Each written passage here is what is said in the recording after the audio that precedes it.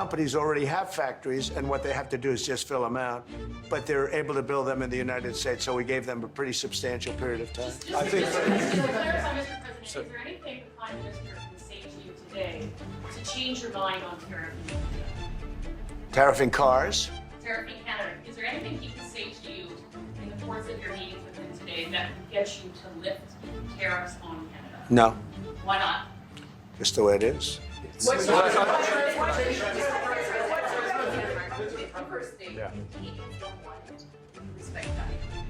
Sure, I would.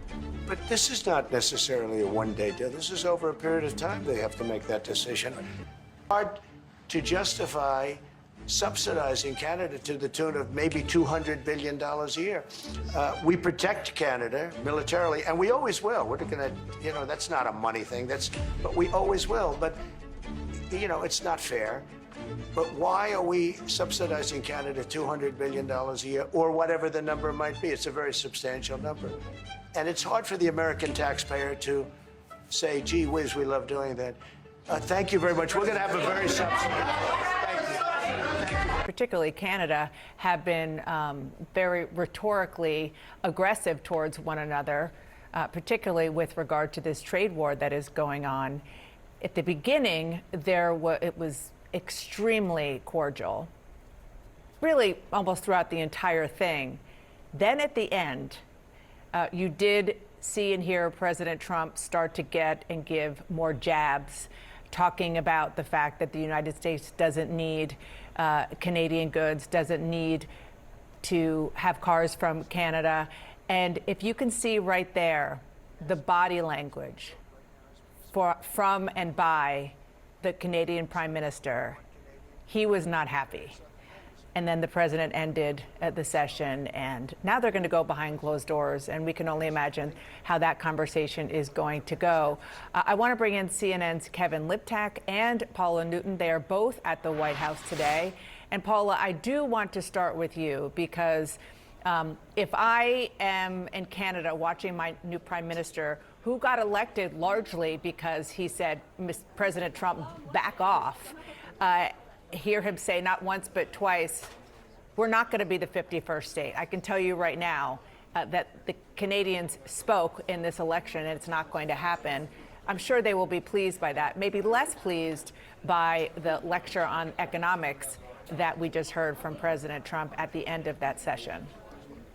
Listen, Dana, you hit it right on the head there. The issue is here in terms of tone. Look, this was completely different, not just from what President Trump had been saying really for months, but also from the election campaign of Mark Carney. And he had a very strident campaign and had harsh words for the president. They sat there in the Oval Office, couldn't be more cordial. So this president is sticking to what he thinks about these trade deals. He said, okay, sure, we've got this trade deal with Canada and Mexico. We may renegotiate it. We may abandon the trade deal. He is leaving everything on the table.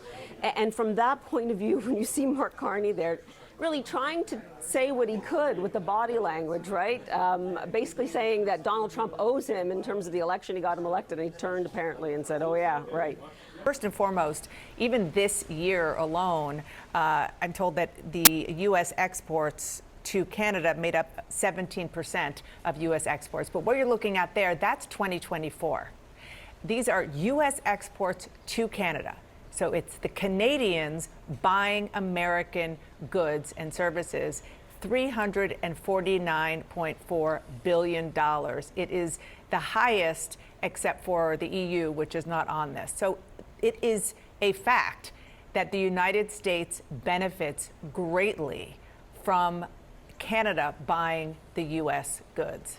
This meeting started relatively cordially, and in fact, when someone asked the president whether they would discuss this idea of Canada becoming the 51st American state, he tried to downplay it, saying that it wouldn't be a part of the conversation.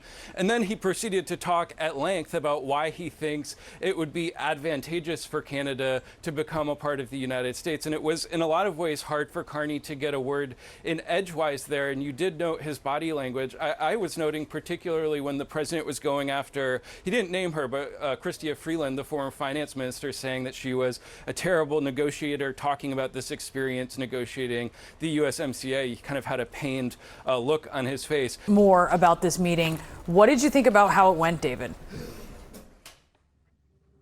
Well, could have been a lot worse, right? It wasn't Zelensky. And it wasn't the 1830s when the U.S. and Canada had a terrible border dispute, and the Canadians, I think, ran one of our ships over Niagara Falls, and so could have been a lot worse. That said, it was pretty clear that these two men do not have a whole lot they're agreeing on, and have no interest in giving in to the other side. He said, "We don't need anything from Canada, and we defend them." Well, the fact of the matter is they also defend us. Probably the most integrated defense system we have is defending the whole northern part of the continent. We do it in a completely interoperable way. There's really nothing like it anywhere else in the world. And I think relationships like that are being threatened here.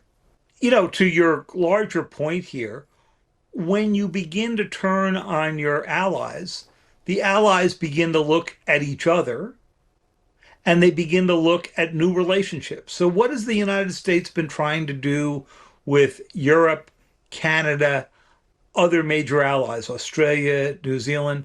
They've been trying to get a common strategy versus China.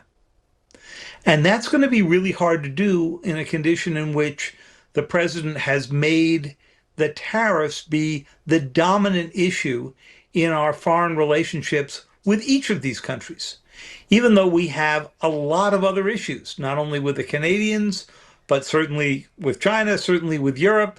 And there are a lot of European leaders who are meeting right now in Washington, and I was with some of them this morning. And there's very much an attitude of, if the United States is going to create a vacuum here, we're going to have to find alternatives.